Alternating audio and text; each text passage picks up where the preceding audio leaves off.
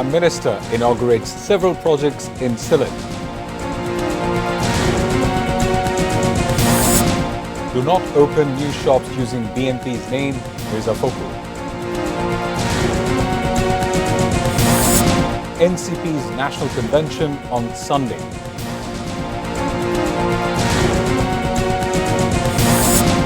DC conference begins on Sunday.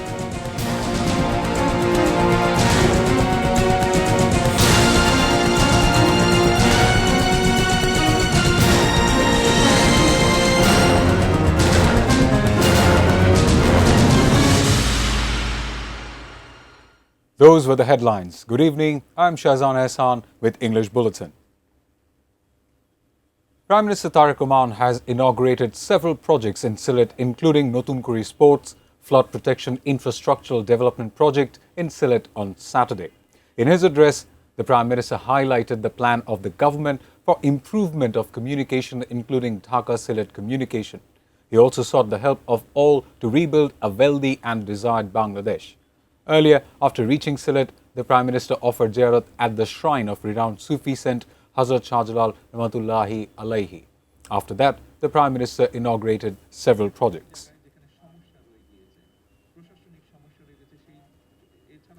Prime Minister Tareq Rahman has inaugurated Basia River of Sylhet. The Prime Minister himself took the spade in hand and removed the soil to inaugurate the re-excavation work at Kashimpur Union around 1:30 p.m.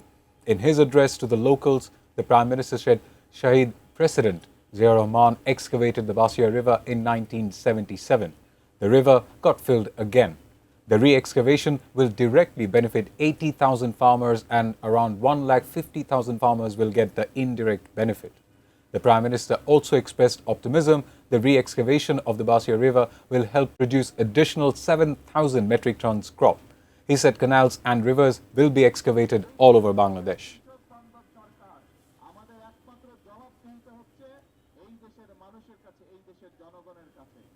There are many affiliates of BNP, no need for opening new shops. Scopes for research in all educational institutions will have to be increased by giving priority to meritorious people.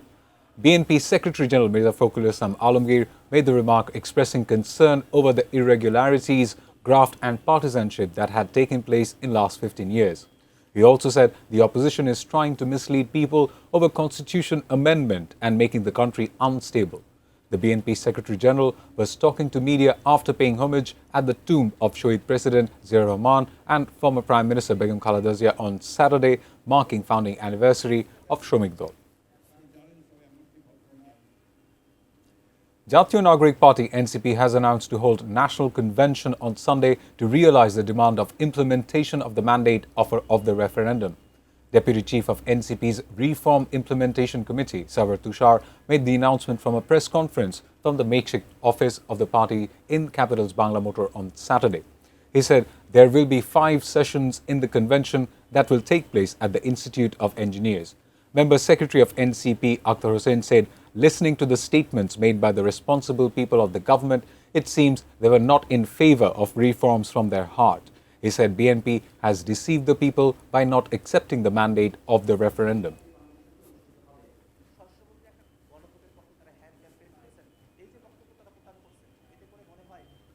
Four-day DC conference will begin on Sunday. The conference will continue up to Wednesday. At a briefing on Saturday afternoon, the Cabinet Division said Prime Minister Tareq Rahman will inaugurate the conference at Osmani Memorial Auditorium. Divisional commissioners and deputy commissioners from all over the country have sent 1,729 proposals centering the conference. Policymakers of the government will give necessary directives on 498 proposals selected by the Cabinet Division. DC conference is very much important as it is the deputy commissioners who implement the decision of the government at the grassroots.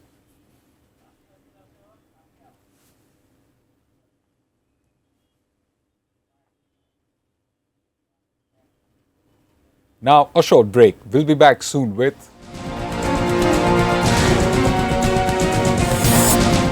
ready for war with US anytime, Iranian armed forces.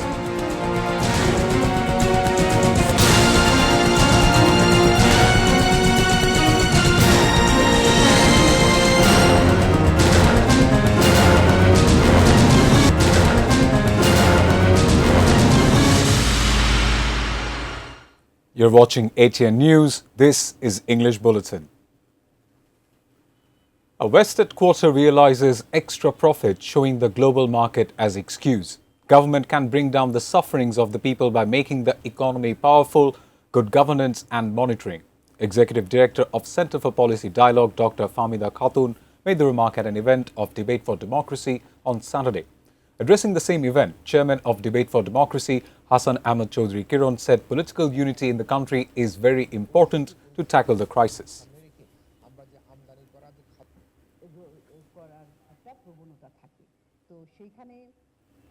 Now, news around the world.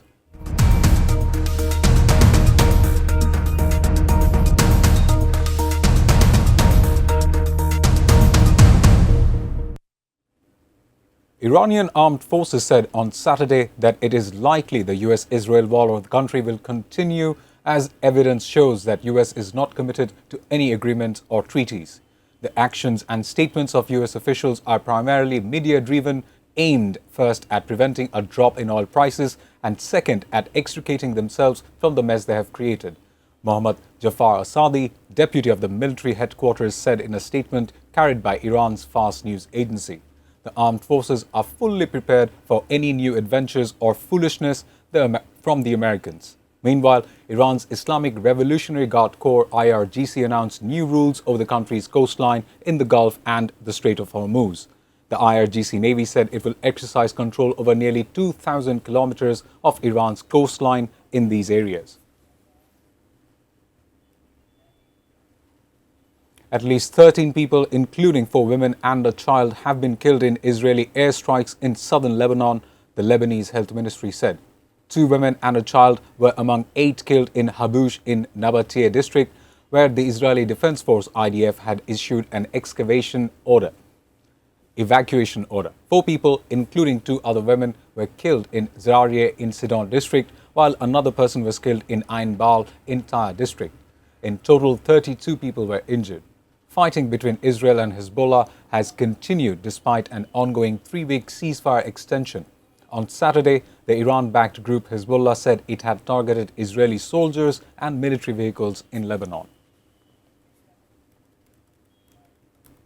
Before ending the bulletin, the top stories once again.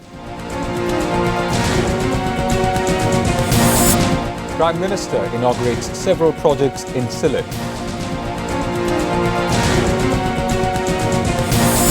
Do not open new shops using BNP's name, Mirza Fakhrul. NCP's National Convention on Sunday.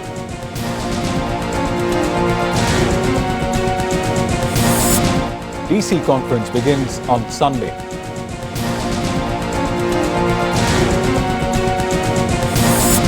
Ready for war with US anytime, Iranian armed forces.